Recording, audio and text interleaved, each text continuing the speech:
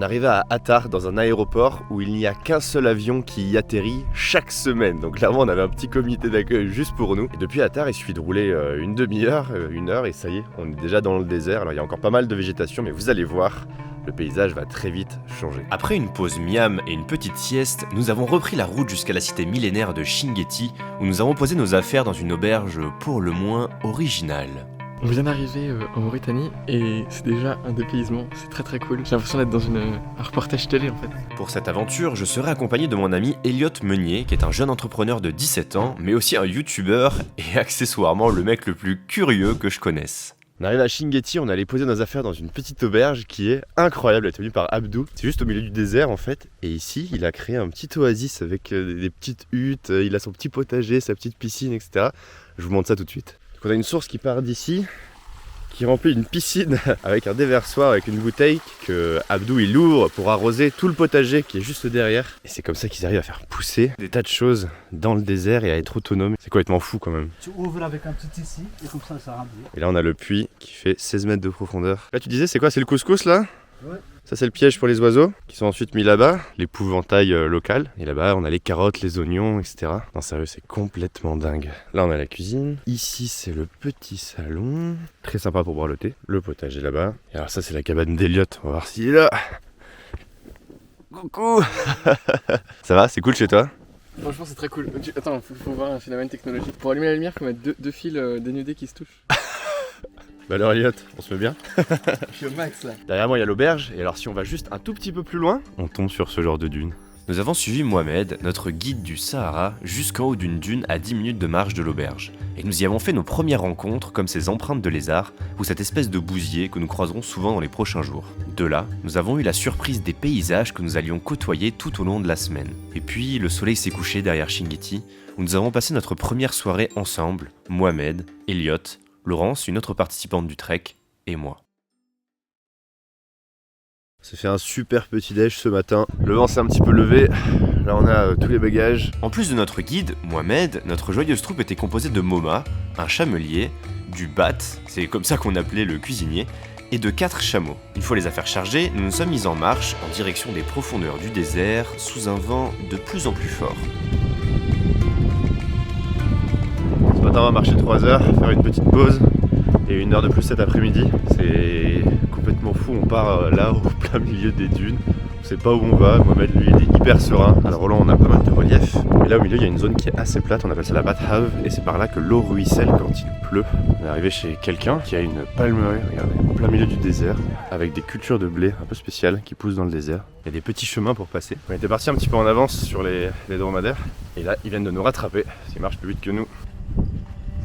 Alors le sable il est progressivement en train de changer de couleur. Depuis le début il était particulièrement clair. Et là au loin on voit qu'il est un peu plus orange-rouge parce qu'il contient de l'oxyde de fer.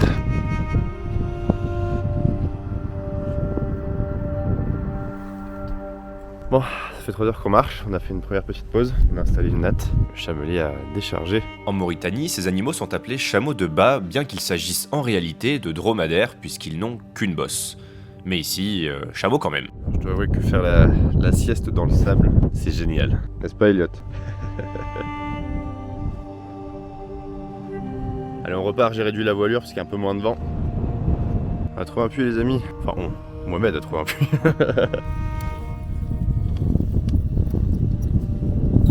Il te reste 2 mètres. 1 mètre. 1, 2, 2 et 3. Ah, il y a 2 bassins en vue qui sont reliés à un puits avec un panneau solaire juste ici. Je me demande si c'est pas notre checkpoint du jour. Voilà, le jacuzzi les amis.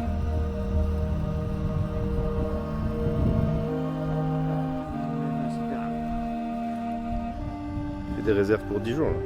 Et là nous marchons dans un champ de mine. Il y a des centaines de milliers ou je sais pas des millions de crottes de chameaux autour des bassins. Puisque c'est ici qu'ils viennent boire. Voilà, tout ça ce ne sont pas des pierres. On allait un peu plus loin parce qu'il y a beaucoup trop de crottes de chameaux là-bas pour poser le camp. Et ce soir on va bivouaquer ici. Bon Mohamed il nous a dit allez piquer une tête dans le bassin. Alors on y va. C'est très très vaseux. J'ai oublié le truc de ma caméra. Immersion dans l'eau gelée, partie 2. C'est beaucoup plus chill dans le désert. Salut Claude. C'est la fin de la première journée dans le désert. C'est une immensité, c'est un silence, c'est un calme. C'est une vraie expérience d'un point de vue humain, de connecter avec des gens qui vivent vraiment différemment de nous, qui vivent uniquement en oisiveté, sans aucune considération d'efficience quelle qu'elle soit. Enfin, je vends des formations sur la productivité. Ils réinstallent 2 fois par jour un campement. Il n'y a rien d'efficient dans leur manière de faire. Et c'est juste, c'est magique. Et ça l'est aussi d'un point de vue spirituel. J'ai aucun lien avec l'extérieur. C'est nous, entre nous, et c'est tout. C'est magique. Je peux pas fuir là. Je peux pas fuir. Il n'y a rien derrière. Où est-ce que j'irai? Non, je suis là avec eux, j'ai pas de téléphone. Je connecte, c'est tout. Je suis super ému. Notre ami Moma qui nous prépare un petit feu. Alors c'est vrai qu'allumer un feu dans le désert, c'est quand même plus facile que dans la jungle. Ah, Moma, il a pris quelques petites braises pour mettre la théière. Et on a nos petits verres qui nous attendent.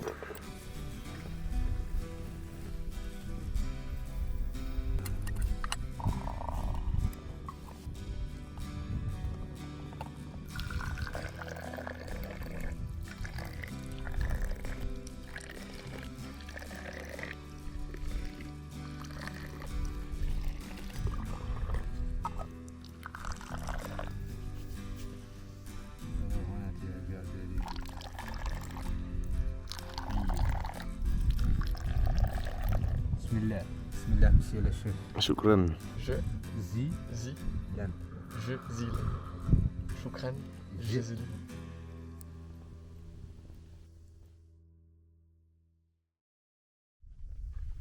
Ah bonjour les amis. Bon, on a bien dormi. Il faisait un peu froid quand même. Petit déj ce matin. Je suis en train de plier mes affaires. Hop là, dans ma petite tente. J'ai Pharrell qui garde mes chaussures depuis le début. Ça c'est Pharrell.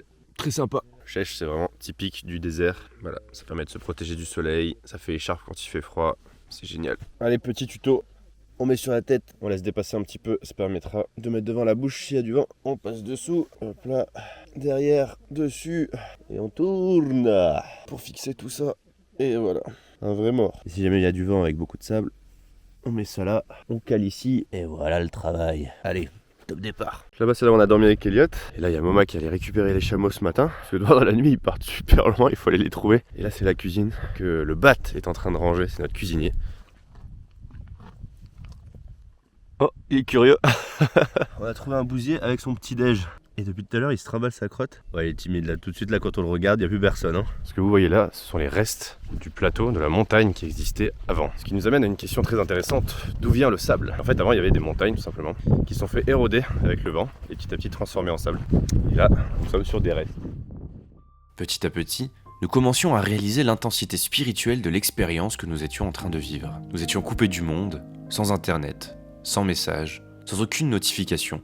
Nous n'étions que 6 personnes et 4 chameaux face à l'immensité du désert. S'il nous arrivait d'avoir des conversations profondes, nous marchions la plupart du temps dans le silence.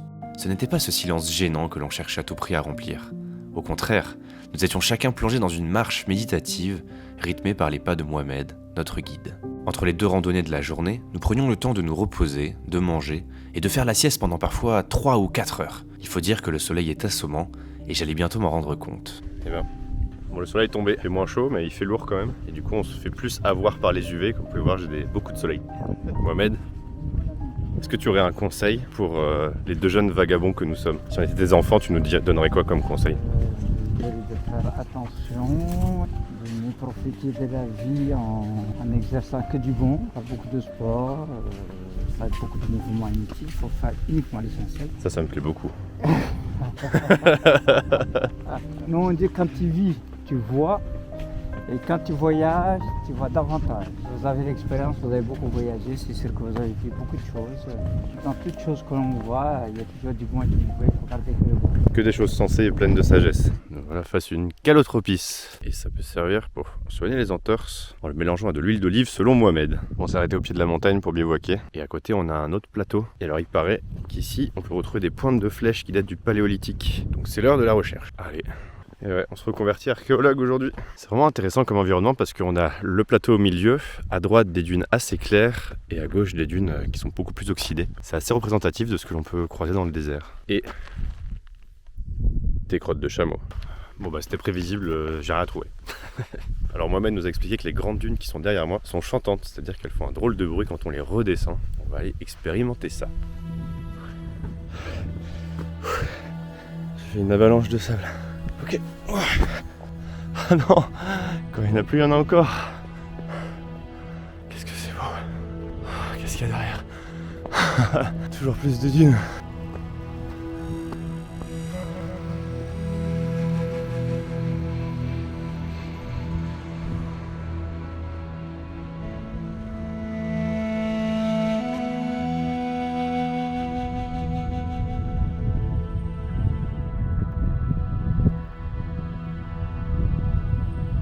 Ok, j'ai pas pu m'empêcher d'aller tout en haut. C'est incroyable. Quel spectacle. Bon, merci XP Cube, c'est le partenaire pour ce challenge incroyable. C'est grâce à eux qu'on est ici aujourd'hui. Et je vous mettrai le lien en description si jamais vous voulez vivre la même chose, venir ici, en haut de cette dune, pour admirer ce spectacle incroyable. Et bah n'hésitez pas à aller faire un petit tour. Oh là là, mais c'est fou. Avec mon pote, on va dévaler une dune de sable. Allez.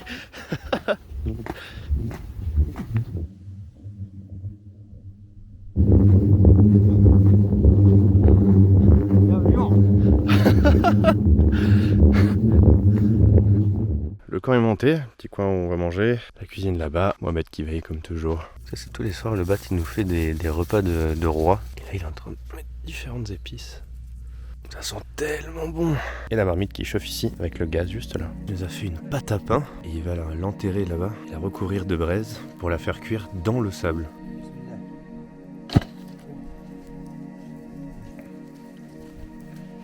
Et voilà. J'ai hâte de goûter.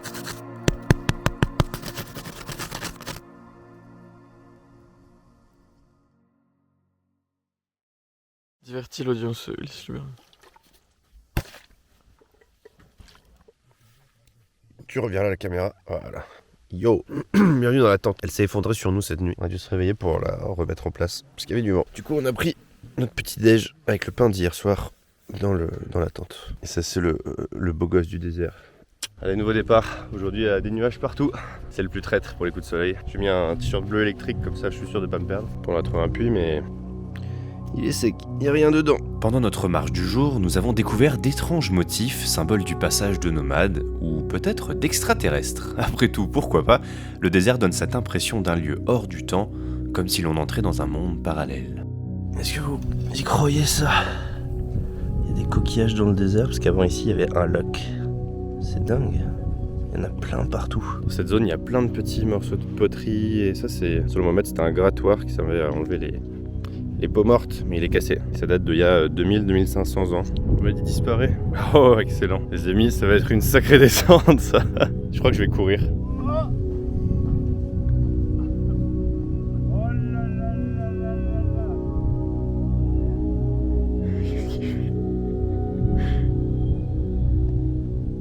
Alors quand on enlève le chèche, c'est toujours folklorique. Hein. On est arrivé au bivouac du jour. On va se poser ici parce qu'il y a un puits. Ça fait 2 jours qu'on n'avait pas croisé de point d'eau. Voilà, le chamelier a lié les pattes des chameaux pour pas qu'ils aillent trop loin. Alors on se souvient, hein, une bosse dromadaire, mais ici, chameau de bas. Ce soir on boit ça. Alors elle a pas l'air très appétissante comme eau.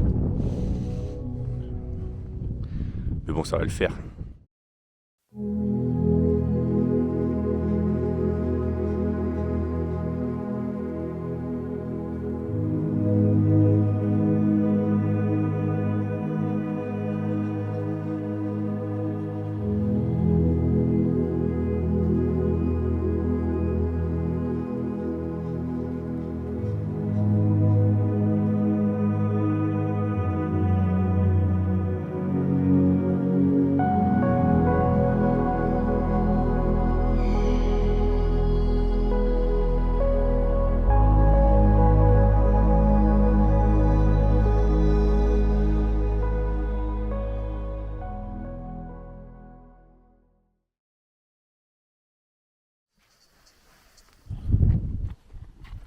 Bon, ce matin j'ai bu l'eau du puits et clairement c'est dégueulasse.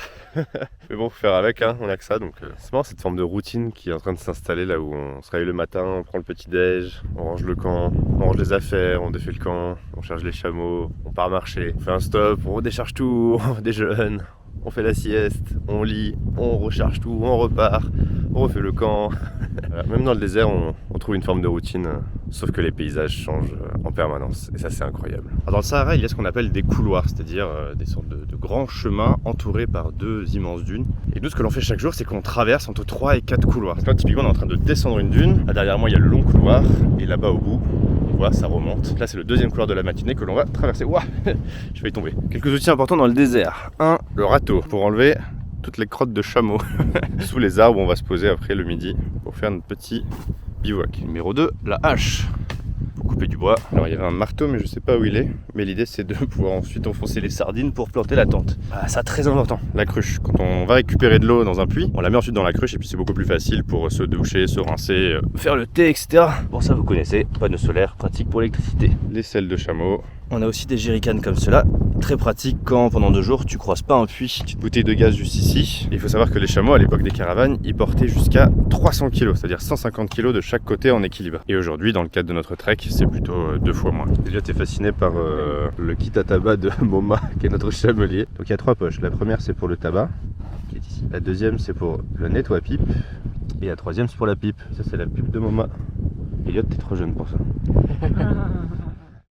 J'ai demandé à Mohamed comment il faisait pour savoir l'heure. Il m'a répondu « Vous avez la montre ? Nous, on a le temps. » Et je crois que cette phrase, à elle seule, résume très bien les différences dans nos manières de vivre. Bon, on est arrivé à notre nouveau bivouac. Pas une mince affaire de décharger les chameaux, moi je galère pour chaque nœud, je mets 1 heure. Mohamed il arrive, il fait bam bam bam, trop fort.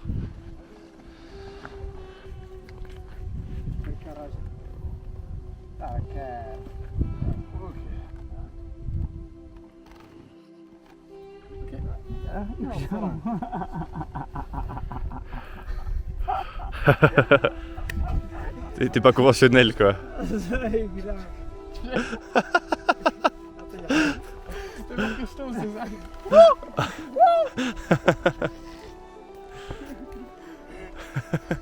L'atterrissage s'annonce délicat.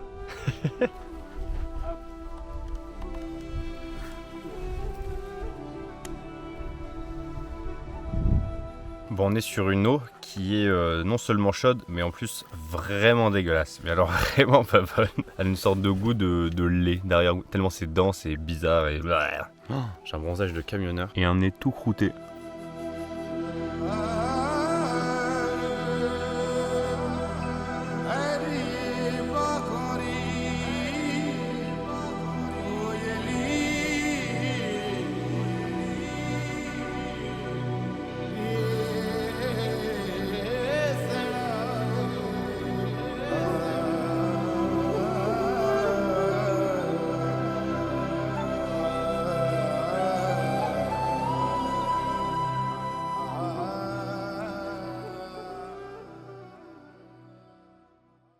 Et ben on a dormi à la belle étoile cette nuit avec Elliot, juste devant la tente. C'était très cool, il y avait quelques étoiles. Alors pas le même ciel étoilé qu'au début du séjour qui était incroyable. Il y avait quand même quelques nuages, mais ça reste quand même très stylé. Et là on est content parce que Mohamed nous a dit qu'il y avait un oasis pas très loin avec de la meilleure eau. Et ça va faire du bien. Faire un petit brin de toilette aussi parce que bon... Oh, allez, c'est l'heure de plier les bagages.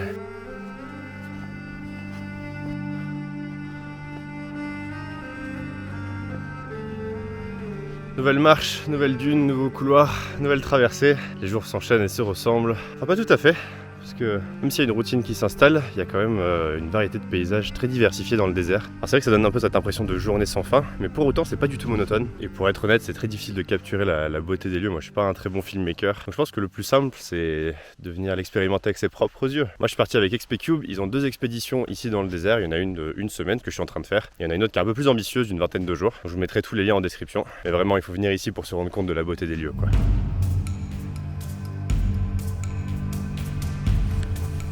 Nous arrivons à un village, ou plutôt un camp, avec une palmerie au beau milieu du désert, aka une oasis. Et ça fait plaisir, parce que là-bas ça veut dire qu'il y a de l'eau meilleure que celle du puits. Laurence a trouvé des marques de fennec voit les petites griffes. C'est un début de civilisation, des petites biquettes. Ah non, je leur ai fait peur. Évidemment, en me relevant, je me suis pris les arbres à épines. Je compte plus le nombre de fois où je m'en suis planté dans la tête. Ça, on aime les panneaux solaires. Ça veut dire qu'il y a une pompe.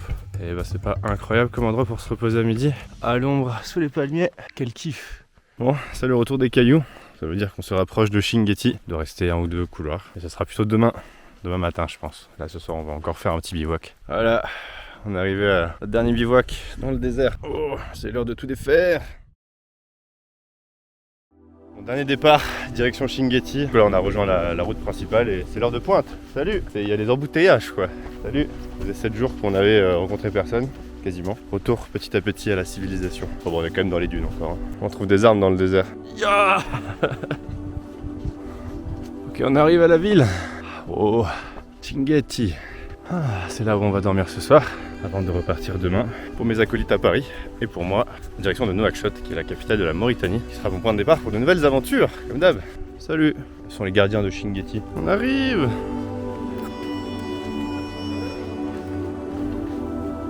On a trouvé une pointe de flèche, c'est Mama qui l'a ramenée. Ah bah c'est la moitié de la journée à juste chiller et boire le thé. Bon, sinon clairement la douche elle a fait du bien. J'étais vraiment dégueu. C'était vraiment abusé. Puis là on part faire une petite marche dans le Chinguetti, dans l'ancienne ville en fait. Retour à internet aussi. On a juste découvert qu'il y avait une guerre qui s'était déclenchée pendant qu'on était dans le désert. Clairement je pense que c'est une bonne période pour être en autosuffisance avec Abdou au milieu de la Mauritanie. Là. Voilà dans la vieille ville où on trouve de très bons jeux de mots. Pour l'artisanat, c'est Mammouth qui écrase les prix. Très très bon. Alors, on a vraiment les ruines de les ruines de la vieille ville, je ne sais plus parler. Bonjour. Ça va? On se rapproche de la bibliothèque. J'ai l'impression d'être revenu dans le passé quoi. Après c'est la mosquée qui date du XIIIe siècle. L'entrée de la bibliothèque est fermée. Du coup ça fait des copains. Allez c'est parti, le monsieur a fini la prière. Il nous a ouvert le musée, la bibliothèque, je sais pas comment on doit qualifier cet endroit. Pour la cuisine nous avons 2 choses, une marmite et un brasero là-bas. Je fais rentrer la clé comme ça, jusqu'au fond je chasse. La porte est ouverte. Et là, vous aurez une deuxième sécurité, mais à la française.